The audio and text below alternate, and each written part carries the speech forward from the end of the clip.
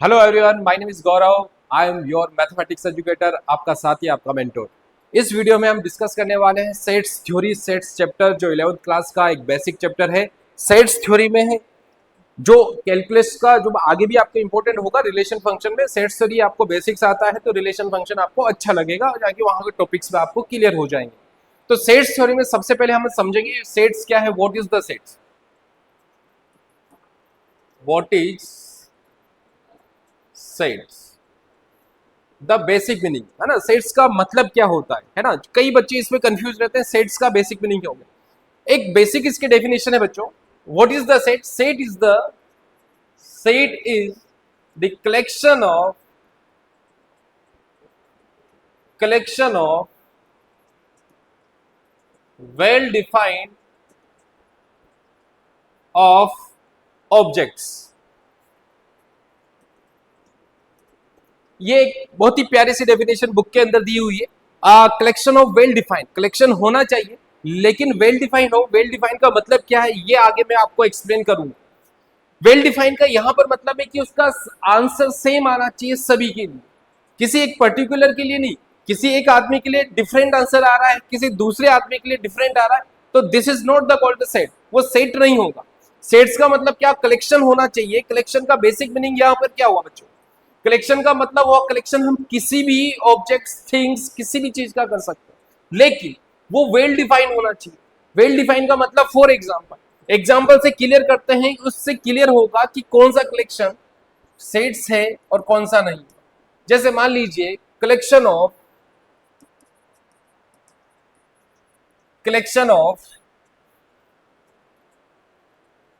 All students in Caliber Academy, right. अब कैलिबर एकेडमी के collection करना है किसका? स्टूडेंट का। स्टूडेंट का कलेक्शन कैसे करेंगे बच्चों? सभी का डेटा बस कैलिबर एकेडमी के पास क्या, जितने स्टूडेंट्स है, जितने भी नंबर ऑफ स्टूडेंट्स है, सभी का कलेक्शन है कि नहीं? क्योंकि सभी का डेटा, उनके रोल नंबर सारे, name, DOB, date of birth, सभी का कलेक्शन है, ताकि हम किसी को बता सकते हैं, किसी दूसरे इंस्टीट्यूट को या किसी को डेटा देना हो तो हम इजीली बता सकते हैं कि हमारे पास यहाँ पर 200 स्टूडेंट्स हैं और 200 स्टूडेंट के ये नाम है, ये डेट ऑफ बर्थ है, ये फादर्स नेम है। तो एक वैल्यू जो आंसर होगा सेम होगा, क्योंकि वही डेटा आगे फॉरवर्ड होगा। तो ये जो कलेक्शन बनेगा कैलिबर एकेडमी के सभी बच्चों का, वो that is called the set, क्योंकि ये वेल डिफाइंड। इसको आसान भाषा में समझ सकते हैं कि वेल डिफाइंड होना चाहिए, तो वेल डिफाइंड तो है ही सही, क्योंकि सभी के लिए आंसर क्या होगा? सेम होगा। तो this is called the set, इसको सेट कहा जाएगा। ओके, यदि मैं बात करूं collection of vowels of English alphabet. अब बच्चों यदि इंग्लिश अल्फाबेट के वोवल्स की बात करें, वोवल्स का मतलब हो गया कलेक्शन करना है वोवल्स का, तो आपको बताया कि वोवल्स जो होंगे सभी बच्चों के लिए सेम है ना। वोवल्स को हम क्या लिखेंगे? ए, ई, आई, ओ, यू। तो वोवल्स क्या है? 5 ही। चाहे आप वर्ल्ड के किसी भी कोने पर चल जाओ तो वोवल्स तो क्या होगा? 5 ही होगा। ठीक है, तो कलेक्शन कर सकते हैं, लेकिन ये साथ के साथ क्या है? Well defined. इसको हम क्या बोल रहे हैं? Well defined. सभी के लिए आंसर क्या आ रहा है? सेम आ रहा है। इसके वजह से क्या बोल रहे हैं? This is called the set. तो ये स्टेटमेंट जो होगा बच्चों, ये भी क्या होगा? सेट्स होगा। अब आपके दिमाग में ये आ रहा होगा कि कौन सा स्टेटमेंट सेट नहीं होगा, किस स्टेटमेंट को हम सेट्स नहीं बोले। For example, collection of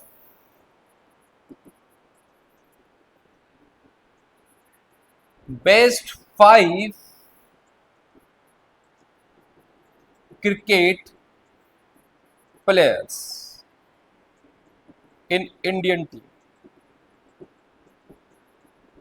Indian cricket team, है ना। एक स्टेटमेंट लिख दिया जनरल फॉर्म कि हमें कलेक्शन चाहिए ऐसे 5 बेस्ट क्रिकेट प्लेयर्स का। अब बच्चों, अब ये स्टेटमेंट तो है, कलेक्शन तो हम कर सकते हैं। मान लीजिए यहां पर हम मार्केट में गए और मार्केट में हमने एक सर्वे की, किसी आदमी से पूछा कि आपके बेस्ट 5 क्रिकेट प्लेयर बताओ, तो वो अपने फेवरेट बता देगा। ठीक है, उसी तरह से किसी दूसरे पर्सन पर जाएंगे, दूसरे पर्सन से पूछेंगे तो वो भी अपने 5 फेवरेट क्रिकेट प्लेयर को बताएगा। तो उनके डिफरेंट होंगे, क्योंकि किसी के लिए विराट कोहली हो सकता है, भाई MS धोनी हो सकता है, किसी के लिए कुछ अलग होगा। तो यहां पर वेरी करेगा। कलेक्शन हम कर सकते हैं, लेकिन वो कलेक्शन वेल डिफाइंड नहीं होगा। आई होप समझ में आ गया होगा। कलेक्शन तो होगा लेकिन वेल डिफाइंड नहीं होगा, आंसर सेम नहीं है। तो दिस स्टेटमेंट बच्चों, ये वाला जो स्टेटमेंट होगा, this is not the set, इसको सेट नहीं कहा जाएगा, this is not the set. Okay, जैसे फॉर एग्जांपल और एग्जांपल अपन डिस्कस करें, मान लीजिए जैसे कि फोर्थ एग्जांपल की बात करें, कलेक्शन ऑफ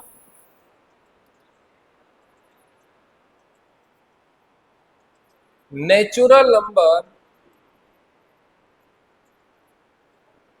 लेस देन 20। अब नेचुरल नंबर की बात कर दी है, नेचुरल नंबर बात कर दिया तो भाई यहां पर बात हो रही है 20 से लेस देन नेचुरल नंबर की। नेचुरल नंबर आप जानते हो विच आर स्टार्टिंग फ्रॉम 1। अब यहां कलेक्शन जो किया जाएगा, अब आप दिमाग में सोचिए, क्या ये जो कलेक्शन होगा वो क्या सेट होगा नहीं होगा? क्या हम इस स्टेटमेंट को सेट्स बोलेंगे नहीं बोलेंगे? बिल्कुल बोलेंगे। क्यों? रीजन क्या है? क्योंकि जो नेचुरल नंबर है, दुनिया के किसी भी कोने में चल जाओ, नेचुरल नंबर सब सेम है, जो एक से स्टार्ट होंगे अप टू इंफिनिटी चलने वाले। ठीक है, अब हमें कलेक्शन करना है बच्चों, यहां पर कलेक्शन करेंगे तो 1 2 3 4 8 कितना हो, लेस देन 20, तो 19 तक चले, तो ये कलेक्शन हो गया। 1 2 3 किसी भी मार्केट किसी से पूछोगे तो आप यही बताएंगे कि 1 2 3 4 कहां तक ले लो, 19 तक ले लो। तो ये सेट जो हुआ, ये जो स्टेटमेंट होगा बच्चों, ये सेट होगा क्योंकि वेल डिफाइंड। या फिर अपन और भी एग्जांपल डिस्कस करें, जैसे कि आप बात करें भाई रिटर्न, आप कोई बुक्स लिखी है, मान लो किसी कवि ने, मान लीजिए कवि कालिदास ने कुछ बुक्स लिखी है, और बुक्स लिखी है, उनका कलेक्शन किया जाए। कवि कालिदास ने, कालिदास का आप जानते हो, उसने अपने जीवन काल में जितने भी बुक्स लिखी होगी, उनका जो कलेक्शन होगा, क्या वो सेट होगा या नहीं, ये बात हो रही है। अब सेट कैसे होगा? क्या उनका कलेक्शन वेल डिफाइंड है? क्या सारी बुक्स पता है? बिल्कुल है, क्योंकि जितने भी उन्होंने अपने काल में, अपने जीवन काल में जितने भी बुक्स लिखी है बच्चों, वो क्या है? उसका एक कलेक्शन है। आप गूगल में सर्च कर लो, उनकी जितनी बुक्स होगी सारी आ जाएगी। तो कहीं भी जाओगे तो वो इतनी, जैसे जीवन काल 20 बुक लिखी है, 30 बुक लिखी है, तो सारी कलेक्शन आ जाएगी। ठीक है, वो वेल डिफाइंड है। तो उस स्टेटमेंट को क्या बोला जाएगा? सेट बोला जाएगा। या collection of all the reverse of India, Bharat देश में जितनी भी नदियां हैं उनका कलेक्शन किया जाए, तो क्या वो सेट है? क्या यस सेट है, क्योंकि कलेक्शन क्या होगा, नदियों का जो कलेक्शन है वो गवर्नमेंट के पास है कि इंडिया में इतनी रिवर्स है, तो उसको कलेक्शन जो होगा that is called the defined, वो वेल डिफाइंड, उसको वेल डिफाइंड का कलेक्शन बोला जाएगा। तो इस तरह के स्टेटमेंट को हम क्या बोलेंगे? सेट बोलेंगे। आई होप ये पॉइंट क्लियर हो गया होगा। ऐसे जाने कितने एग्जाम्पल अपन बना सकते हैं, और आप खुद अपनी तरफ से कुछ ऐसे एग्जाम्पल सेट करो जिससे पता लगे कि ये स्टेटमेंट, ये कलेक्शन सेट है या नहीं। ओके, तो सेट का बेसिक मीनिंग ये होता है बच्चों। Now I am moving forward, next बात करेंगे सेट का रिप्रेजेंटेशन। नेक्स्ट है representation of sets. Representation of sets, sets के बेसिकली ऐसे दो तरीके हैं लिखने। There are two types of set को दो तरीके से रिप्रेजेंट किया जा सकता है। रिप्रेजेंट का मतलब हुआ, फर्स्ट हो गया है बच्चों, यहां पर हम रोस्टर फॉर्म में बात करेंगे। रोस्टर फॉर्म, ये छोटी छोटी चीजें हैं जो आपके आगे तक काम आएंगी। ठीक है, छोटी छोटी चीजें, यही कैसे कॉन्सेप्ट बिल्डअप करना है और आपका कॉन्फिडेंस यहीं से ही बूस्ट होगा। सेकंड है set builder form. Set builder form दो तरह के मेथड, एक रोस्टर फॉर्म है बच्चों, एक क्या है? Set builder form. Roster form का मीनिंग क्या है? अब दोनों मेथड का मीनिंग क्या है ना? बेसिकली सेट को हम इन रोस्टर फॉर्म की बात करेंगे। रोस्टर फॉर्म, रोस्टर फॉर्म को हम टेबुलर फॉर्म के नाम से भी जानते हैं। किसी बुक के अंदर टेबुलर फॉर्म भी आपको नजर आ जाएगी, टेबुलर फॉर्म भी नजर आ जाएगी। ओके, अब रोस्टर फॉर्म का मीनिंग क्या होगा? इन दिस फॉर्म, मतलब इस फॉर्म के अंदर हम जो कलेक्शन दिया जाएगा बच्चों, उसको कर्ली ब्रैकेट्स के अंदर मेंशन करेंगे, और कर्ली ब्रैकेट्स के अंदर जो एलिमेंट्स चलेंगे उसको हम कोमा से सेपरेट कर देंगे। कैसे? क्या बात समझ में आती है? लेट सपोज यदि आपको स्टेटमेंट दिया हुआ है ना, कोई भी स्टेटमेंट, फॉर एग्जांपल हम अभी ले लेते हैं ये वाला, कि collection of all vowels in English alphabet. अब इंग्लिश अल्फाबेट में वोवल्स की बात हो रही है, इसको रोस्टर फॉर्म में शो करना है। तो लिखने का वे क्या है, आपको इसको कैपिटल, किसी भी सेट्स को कैपिटल लेटर से इंडिकेट करते हुए ABCD या कैपिटल XYZ से आप लिख सकते हो। अब मेन चीज यहां पर क्या है, मेन चीज क्या है यहाँ पर मेन चीज है इसको कर्ली ब्रैकेट्स के अंदर लिखना। इस तरह का कर्ली ब्रेसेस लगाना पड़ेगा और इसके अंदर जो अंदर पार्ट आएगा वहां पर एलिमेंट्स आएंगे। क्या एलिमेंट्स आएंगे? एलिमेंट्स वो आएंगे बच्चों जो वोवल्स दिए गए। इंग्लिश देखो, स्टेटमेंट को क्लियरली रीड आउट करो, वहां से आपको इनपुट लेना है। इनपुट क्या है? वोवल्स की बात कर रहा है, किसके? English alphabet. तो इंग्लिश अल्फाबेट में हमें पता है 5 वोवल्स होते हैं, वो होंगे A E I O U। तो बच्चों जो एलिमेंट्स है वो लिख दीजिए और इसको कॉमा से सेपरेट कर दिया। क्या कर दिया? कॉमा से सेपरेट, है ना। This is called the roster form. तो ये क्या हो गया? एक रोस्टर फॉर्म हो गया। इसको अपन क्या बोलेंगे? रोस्टर फॉर्म बोलेंगे। इसको क्या बोलेंगे बच्चों? Roster form. ये रोस्टर फॉर्म का तरीका होगा। ओके, फॉर एग्जांपल और एग्जांपल देखते हैं। मान लीजिए नेक्स्ट एग्जांपल यहां पर दिया हुआ है collection of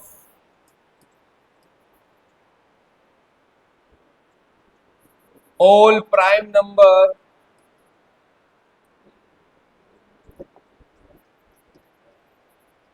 collection of prime numbers, ठीक है, collection which are less than 20। सिर्फ कलेक्शन, देखो स्टेटमेंट को रीड आउट करो, क्या बोलने की कोशिश कर रहा है, क्या हमें पता करना है? Prime numbers which are less than 20। अब प्राइम नंबर्स आपको पता होना चाहिए, छोटी क्लास में पढ़ा हुआ प्राइम नंबर्स क्या होते हैं, ठीक है। प्राइम नंबर 2 से स्टार्ट होंगे, इसको हमें लिखना है, मतलब एक आप यहां पर मेंशन कर दो, है ना। मेंशन क्या करना है? कैपिटल लेटर से लिख दिया। कर्ली ब्रैकेट्स लगाना है, कर्ली ब्रैकेट्स में क्या लाना है? इनपुट डालना है। इनपुट डालना है तो क्या डालना है? यहां लिखा है बच्चों prime numbers which are less than 20। 20 से छोटे वाले, 20 से छोटे वाले क्या मतलब? अब बात करो भाई, यहां से प्राइम नंबर सबसे ज्यादा 2 होता है, फिर 3 डाल दिया, ठीक है, 5 डाल दिया, 7 is also prime number, 7 is also prime number. 9 नहीं होगा, 11 आएगा बच्चों, 13 आएगा, 13 के बाद 14, 15, 15 नहीं होगा, 16, 17, 17 इज द प्राइम नंबर, ठीक है। 17 के बाद कितना हो जाएगा? 18 नहीं होगा, 19, 19 इज ऑल्सो प्राइम नंबर। और 20 से छोटे की बात हो रही है तो यही खत्म कर देंगे। तो these are the prime number which are less than 20। जितना बोला जाए उतना लिख देंगे। और this is called the roster form. ये रिप्रेजेंट किया है बच्चों, ये रोस्टर फॉर्म में लिखा गया, ठीक है। कर्ली ब्रैकेट लगा दिए। आई होप ये क्लियर हो गया होगा, समझ में आ गया होगा। नेक्स्ट छोटी छोटी बातें यहां पर समझते चलते। छोटी छोटी बातें कौन कौन सी? देखो, जब हमने ये एक एग्जाम्पल डिस्कस किया है, अभी एक एग्जाम्पल लिखा था, ए इक्वल इंग्लिश अल्फाबेट, ठीक है, वोल्स वन, तो AEIOU लिखा है ना। अब दीज आर जो एलिमेंट्स की बात हुई है बच्चों, एलिमेंट्स की, ये जो है यहां पर एलिमेंट, ये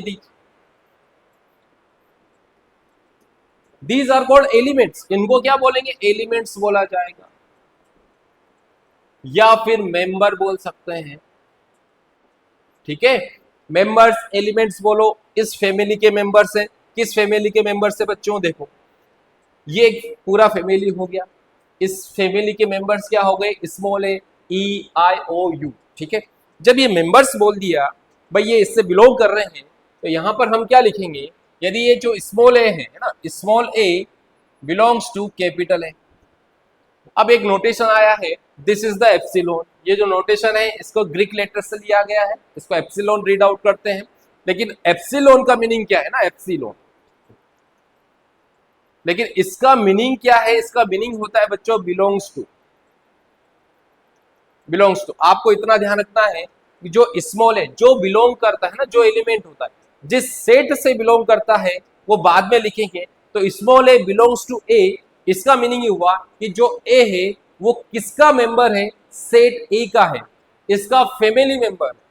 ओके, तो ये जरूर, ये नोटेशन जरूर ध्यान रखना, सिंपल। यदि मैंने यहां पर लिखा है I is also member of A, is it true? लिखा जा सकता है क्योंकि आई इस सेट का मेंबर है। यदि यहां पर मैंने लिख लिया एस इज मेंबर ऑफ ए, क्या ये ट्रू है? ट्रू नहीं है, ये फॉल्स हो गया। बिकॉज जो एस लिखा है, S is does not belongs to set है, इस सेट से बिलोंग ही नहीं कर रहा, तो क्यों लिखे भाई? जब नहीं है तो हम क्या कर देंगे बच्चों, यहां पर क्रॉस कर देंगे, इसके ऊपर क्या लगा दो, क्रॉस लगा दीजिए। क्रॉस लगा दिया है तो S does not belongs to A, ये इससे बिलोंग नहीं करेगा। तो ये दो वर्ड देखना है, ये और ये। इस यदि ऐसा दिया हुआ है तो डज नॉट बिलोंग्स टू, है ना, ये डज नॉट बिलोंग्स टू।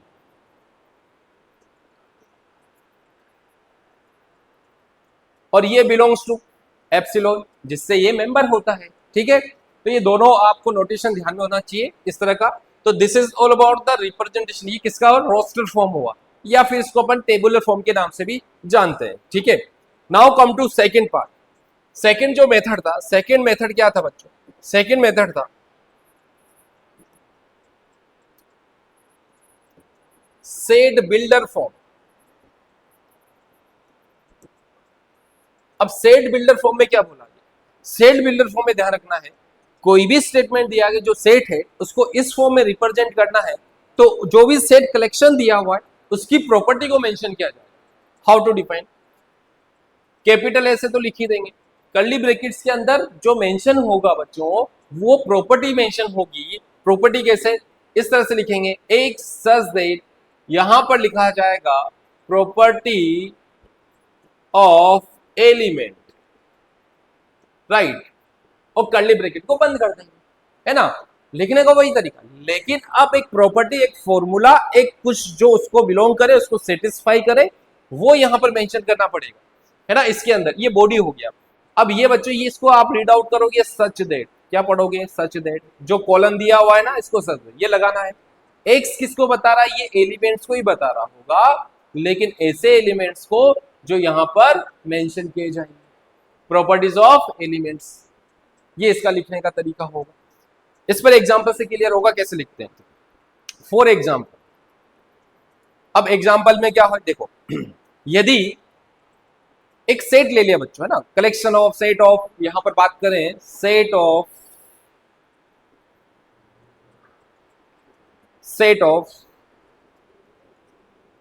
इसको यूं लीजिए या यूं दिया हुआ है 4, 9, 16, 25, ठीक है, एंड 36। एक सिंपल एग्जांपल ले रहा हूं, फिर अपन और भी एग्जांपल डिस्कस करें। ये बेटा रोस्टर फॉर्म में लिखा हुआ है, किस में लिखा हुआ है, रोस्टर फॉर्म। अब इसको कन्वर्ट करना है हमें सेट बिल्डर फॉर्म, किस फॉर्म में, सेट बिल्डर फॉर्म। अब रोस्टर फॉर्म से कन्वर्ट करना है सेट बिल्डर फॉर्म, कैसे लिखेंगे, इस फॉर्म में लिखना है। तो इसको रिप्रेजेंट किया जाएगा ए, एक सच दैट लिख दो, ये तो हमेशा लिखा जाएगा, हमेशा, कोई सा भी सेट, एक सच दैट दिस। अब यहां 4, 9, 16, 25, 36 दिया। अब आपको थोड़ा लॉजिकली सोचना पड़ेगा बच्चों कि ये जो नंबर दिए गए किस फॉर्मेट में दिए गए, है ना। तो आप जरा गौर से देखिए, 4, 9, 16, 25, 36, these are the square of natural number. अब नेचुरल नंबर तो बहुत सारे होते हैं, इनफाइनाइट होते हैं, लेकिन ये वो नेचुरल नंबर है, ये देखो 4 किसका स्क्वायर होता है, किस नेचुरल नंबर का स्क्वायर होता है, वो होता है 2 का। ये किसका स्क्वायर होता है, 3 का, ये 4 का, ये 5 का, ये 6, आगे 7 का, 8 का नहीं दिया हुआ। तो इसको लिखने का या रिप्रेजेंट करने का तरीका क्या हुआ, हम बेटा यहां पर लिखेंगे x इक्वल एन स्क्वायर। क्या लिखेंगे, x इक्वल, मतलब एक फॉर्मूला बनाना है, एक प्रॉपर्टी लिखनी है इन एलिमेंट्स के बेसिस पर। तो x इक्वल क्या हो गया, एन स्क्वायर। अब x इक्वल एन स्क्वायर है, लेकिन बच्चों ये जो n है, n क्या है ये बताओ आप सामने वाले, क्या बताना है, n क्या है, n belongs to capital N। Capital N ध्यान रखो, ये नोटेशन आपको 10th क्लास में नहीं पढ़ाया गया होगा, यदि आप फाउंडेशन कोर्स ज्वाइन करते हैं तो वहां पर ये बता दी जाती है। यहां पर मैं बता देता हूं, capital N, capital W, I या फिर Z, या यहां पर रियल रेशनल नंबर की बात कर लेते हैं, ये छोटे छोटे हैं, ध्यान रखना है, क्योंकि ऊपर C लगा दीजिए और R लिख दीजिए। तो these are the notation of, किसके नोटेशन है, यहां पर हम बात करें कि n is the collection of all natural number. बेटा नेचुरल नंबर के कलेक्शन को हम ऑलवेज कैपिटल N से रिप्रेजेंट करेंगे। मैथ्स में जरूर ध्यान रखना, W जो आ रहा है दैट इज होल नंबर, ये collection of all whole number, क्योंकि ये सब सेट्स ही हैं और इनका कलेक्शन करेंगे तो इसका एक सिंबल दे दिया, नोटेशन दे दिया, दैट इज W। I और Z का मतलब यहां पर क्या है, इंटीजर नंबर। क्या मीनिंग है, इंटीजर नंबर, ठीक है, छोटी छोटी चीजें।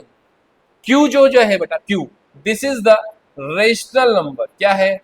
रेशनल नंबर है ना। क्यू से rational number P by Q, इसे हम क्यू के फॉर्म में लिखते हैं। क्यू मतलब एक तरह से होगा कोशेंट फॉर्म, है ना। P upon Q, quotient Q वहां से ले लिया है तो उसको क्यू से रिप्रेजेंट करते हैं। क्यू के ऊपर सी लगा दिया गया है, that is called the irrational number. ये इंडिकेट कर रहा है इर्रेशनल को। रेशनल और इर्रेशनल दोनों अपोजिट चलते हैं, ठीक है।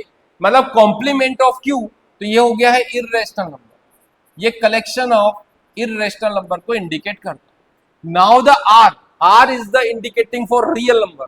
ये किसको बताएगा? रियल नंबर को। किसको बताएगा बच्चों? Real number. Collection of all real numbers. तो ये छोटी छोटी चीजें हैं, लेकिन दिमाग में फिट जरूर कर लीजिएगा। आगे मैथ्स लिया है तो मैथ्स में ये काम आएगा।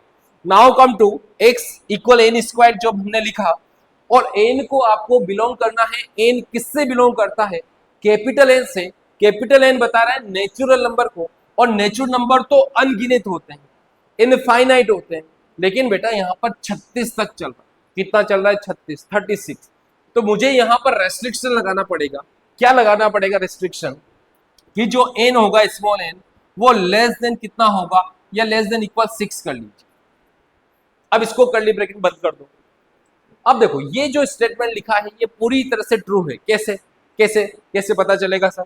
आपको रीवेरिफिकेशन करना है, क्या जो मैंने यहाँ प्रॉपर्टी लिखी है वो इसी अकॉर्डिंग, इसी एलिमेंट के अकॉर्डिंग लिखी है या नहीं। यहां जरा गौर करो, फॉर्मूला ये लिखा है। अब फॉर्मूला जो एन है, नेचुरल नंबर रखना है बच्चों। नेचुरल नंबर 1 2 3, 1 से स्टार्ट होगा। सबसे पहले 1 रख दो। 1 रख दिया, लेकिन 1 का स्क्वायर नहीं दिया हो। अच्छा, तो यह गलत हो गया। यहां पर क्या 1 भी पुट कर दो ताकि थोड़ा सही कर ले, क्योंकि नेचुरल नंबर 1 से स्टार्ट होंगे। यहाँ पर या तो यदि 1 नहीं हो तो यहाँ पर एन को यूं बोल दो कि एन इज नॉट इक्वल 1, उसको इंक्लूड नहीं कर रहे। या फिर यूं लिख सकते हैं, रुको चलो 1 इंक्लूड मत करो। यहां पर स्टेटमेंट क्या होगा, ये वाली चीज हो जाएगी, है ना। इसको अपन ये मान लेते हैं इस तरह से। क्या ऐसे लिख सकते हैं? मैं एन का वैल्यू शामिल कर रहा हूं कहां से? 2 से। कहां तक? 6 तक। ऐसे लिख लो ताकि ये 1 को इंक्लूड करने की जरूरत नहीं है। अब स्टेटमेंट रीवेरिफिकेशन करो भाई। नेचुरल नंबर, अब नेचुरल नंबर कौन कौन से लेने हैं? 2 से लेकर कहां तक? 6 तक। अब ये इसका मीनिंग समझ में आ रहा है? एन लाइन बिटवीन 2 से 6, तो इसका मतलब हुआ अभी 2 भी इंक्लूड है, इंक्लूड वाला साइन लगा। 6 भी इंक्लूड है, तो नेचुरल नंबर पहले बच्चों कितना रख दो? 2 रख दो। 2 का स्क्वायर कितना मिल गया? 4 मिल गया। फिर कितना रख दिया? 3 आया नेचुरल नंबर, उसका स्क्वायर कितना मिल गया? 9 मिल गया। फिर कितना पुट कर दिया है? 16। 4 का स्क्वायर, 5 का कितना हो गया? 25, और इसका कितना हो गया? 36। तो सारे नंबर आ रहे हैं, सारे नंबर आ रहे हैं। तो यहाँ पर क्या हो गया? ये ट्रू है। वेरिफिकेशन पूरी तरह से चल रहा है, पूरी तरह से कंप्लीट हो गया। आई होप ये क्लियर हो गया हो। तो this is the property of, in elements की प्रॉपर्टी हमने यहाँ पर मेंशन की हुई है। तो आपको वेरीफाई जरूर करना है। जब आप रोस्टर फॉर्म से सेट बिल्डर फॉर्म में जा रहे हो तो आपको एक ये देखना है, वेरीफाई करना है कि मैंने ये सही लिखा है। ओके, तो ये रिप्रेजेंटेशन देखो प्रॉपर्टी, ये कहलाता है बच्चों set builder form. Set builder form में हमने मेंशन कर दिया है। ओके, आई होप ये क्लियर हो गया हो, ये पॉइंट क्लियर हो गया हो, बात समझ में आई है। अच्छा, यदि मैं एक और एग्जांपल की बात करूं, एक और एग्जांपल की बात करूं, आपको कोई सेट दिया हुआ है ना, ये रोस्टर फॉर्म में लिखा होगा। रोस्टर फॉर्म में मतलब इस तरह से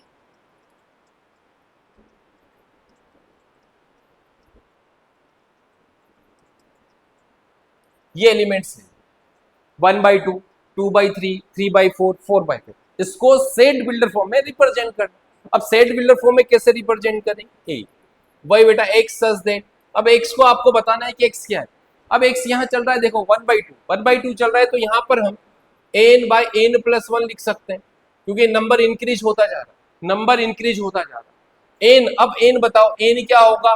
नेचुरल नंबर, क्योंकि 1 से स्टार्ट कर रहे हैं, यस और नो।